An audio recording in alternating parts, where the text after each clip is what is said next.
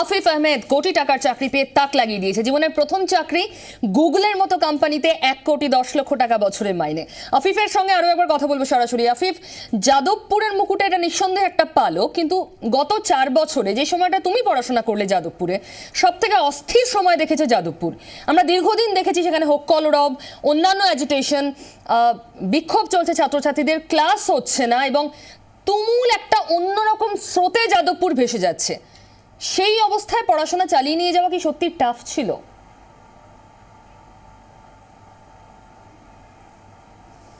এবার যাদবপুরে দেখুন সব টাইপেরই লোকজন আছে, পড়াশোনা করারও লোকজন আছে, আবার যারা এই পলিটিক্স করে বেড়ায় তারাও আছে। কিন্তু এবার যাদের পলিটিক্স করার তারা করে, পলিটিক্স ক্যাম্পাসের খুব ক্ষতি করে। ফ্র্যাঙ্কলি বলতে কমন স্টুডেন্টের জন্য অনেক প্রবলেম হয় পলিটিক্স থেকে, এটা আমি মনে করি। তবে পড়াশোনা চালানো তেমন কঠিন না। আমি মনে করি কম্পিউটার সায়েন্স ডিপার্টমেন্ট সবসময় পলিটিক্স থেকে আলাদাই থাকতো এবং আমরা হোক কলরব চলুক কি না চলুক ক্লাস করতাম, মানে যাদের করার। তো অতটা টাফ না আর কি, জাস্ট ইগনোর করলেই হয়। মানে ইগনোর করা যায় চাইলে? হ্যাঁ। আফিফ, প্রশ্ন আছে, টেলিফোনে কেউ রয়েছেন, একটু শুনে নি দর্শকের কথা। কে বলছেন? হ্যালো, আমি বর্ধমান থেকে বলছি। হ্যাঁ বলুন। আমি বর্ধমানে এবছর জয়েন দিয়েছি, West Bengal join pass out করেছি। তো আমার যে প্রশ্নটা ছিল আফিফ ভাইয়ের কাছে, সেটা হচ্ছে যে এই যে বর্তমানে যে প্লেসমেন্ট, তার সঙ্গে যে পড়াশোনা 4 বছরের যে কোর্সটা, যাদবপুরি কোর্স হোক কিংবা অন্য কোনো প্রাইভেট কলেজে, তো এই স্ট্রাকচারটা কিরকম, প্রসেসটা কিরকম, প্লেসমেন্টের প্রসেসটা এবং সেই ইন্টারভিউর প্রসেসটা, সম্পূর্ণ স্ট্রাকচারটা আমি জানতে চাই। বেশ, আফিফ নিশ্চয়ই বলবেন। আরো একজন রয়েছেন, তার কথা আগে শুনে নি। হ্যাঁ বলুন। হ্যালো। হ্যাঁ বলুন। বলছি যে আমি আমার ছেলের জন্য ওই রকম ভাবে যাতে এস্টাবলিশ হতে পারে, সেরকম মানে একটু ওরা আফিফের থেকে একটু উপদেশ চাইছি আর কি। আমার ছেলেও খুব ভালো পড়াশোনা, মোটামুটি আমি একটু ওর থেকে একটু।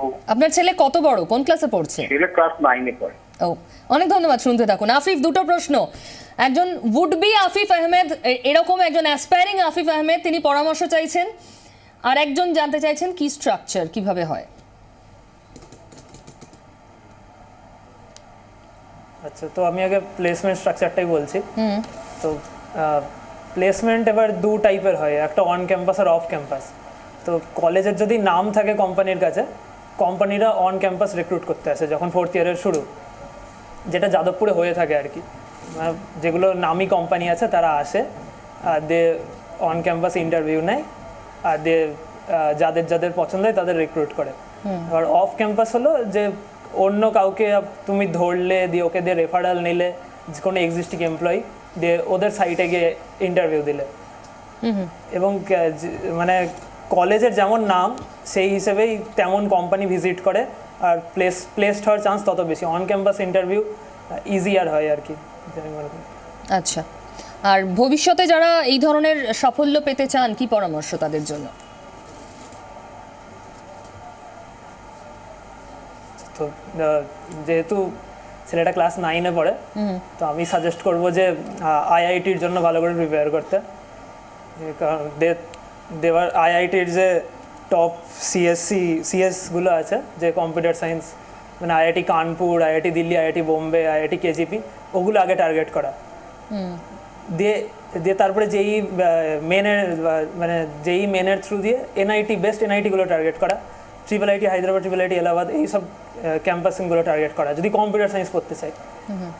যদি ওগুলো না হয়, আমি সবসময় সাজেস্ট করবো যে যাদবপুরে আসতে। যাদবপুরে একটা ইকুয়ালি ভালো, মানে অনেকটা ভালো স্টেট কলেজ। তবে সব থেকে আগে যেন আইআইটির জন্য প্রিপারেশন নেই, ওখান থেকে ঢোকা সব থেকে সোজা বড় টপ টেক কোম্পানিতে। আফিফ, আবার আসবো, তার আগে যাদবপুরের রেজিস্ট্রার, তার সঙ্গে আমরা কথা বলেছিলাম, শুনুন। প্রত্যেকের একটা যৌথ প্রচেষ্টায় এখন সমস্ত কোম্পানিগুলোর কিন্তু ফোকাস পয়েন্ট করা গেছে। একটা অসুবিধা আমাদের এখনও রয়ে গেছে, সেটা হচ্ছে যে পিএসইউগুলো এখনও আমাদের এখানে আসে না। এটা ওদের একটা নিজস্ব পলিসিগত ব্যাপার আছে, আদারওয়াইজ কিন্তু সবাই এখানে আসছে। এবং সেই পরিপ্রেক্ষিতে আমাদের প্লেসমেন্ট কখনোই কিন্তু খুব নিচে নামেনি। আমাদের যদি সার্বিক প্লেসমেন্টের কথা দেখি, তাহলে আমার তো মনে হয়, আমি যতটা এর আগে ডাটাগুলো সংগ্রহ করেছি, তাতে প্রায় 90% মতো আমাদের এখানে কিন্তু প্লেসমেন্ট হয়। বণিক সভার সভাপতি অম্বরীশ দাশগুপ্তের সঙ্গে আমরা কথা বলেছিলাম। তিনি বলছেন যাদবপুরে পড়াশোনার মান নিয়ে যে সংশয় গত কয়েক বছরে তৈরি হয়েছিল, আফিফ তা দূর করে দিয়েছেন। খুবই গর্বের, খুবই আনন্দের। আমার মনে হয় এটা একটা শুরু, মানে এরকম আরও অনেক ছেলে বেরোবে যাদবপুর থেকে। যাদবপুরের শিক্ষার মান কখনোই পড়েনি।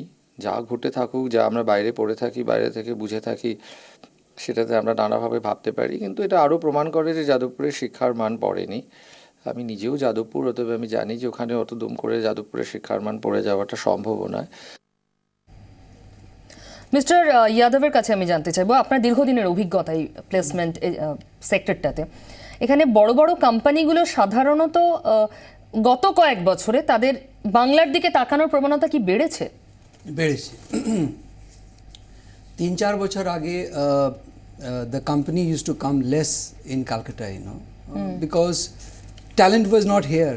বেশিরভাগ ছেলে মেয়ে বাইরে চলে যেত পড়তে, that has সেই প্রবণতা তো এখনো আছে না, মিস্টার এখন Yadav. it has little reversed. কেন, see, যেরকম আমার টাইমে there were 4 MBA institute and maybe 5-6 engineering institutes were there. Today you have got 30 MBA institute, you got maybe 10 engineering, and we have IIT, we have got IIM Calcutta here.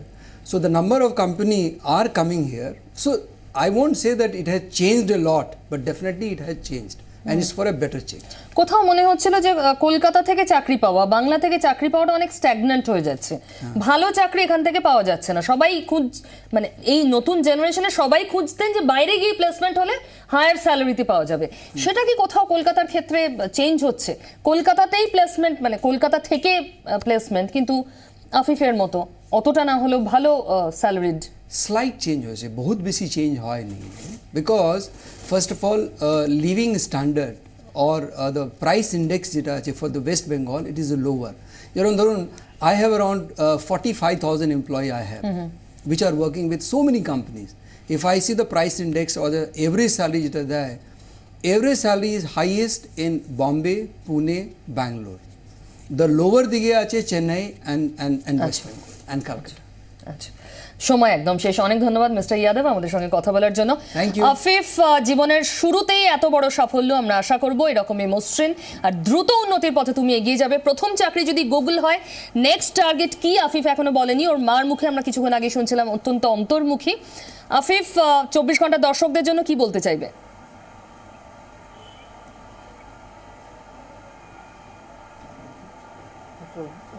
আমার কথা শোনার জন্য thank you.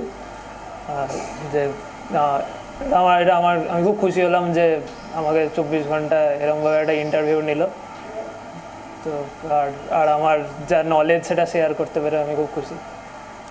Afif, অনেক ধন্যবাদ তোমাকেও। তুমি আমাদের সঙ্গে কথা বললে এবং তোমার সাফল্য কামনা করি আগামী দিনে। শেষ করব আজকে কোটি টাকার চাকরি নিয়ে অফবিট। আফিফের মতো আরও অনেক বঙ্গ সন্তান তৈরি হোক, যারা এভাবেই বিশ্বের দুনিয়ায় নিজেদের নাম উজ্জ্বল করবে, দেশের নাম, রাজ্যের নাম উজ্জ্বল করবে।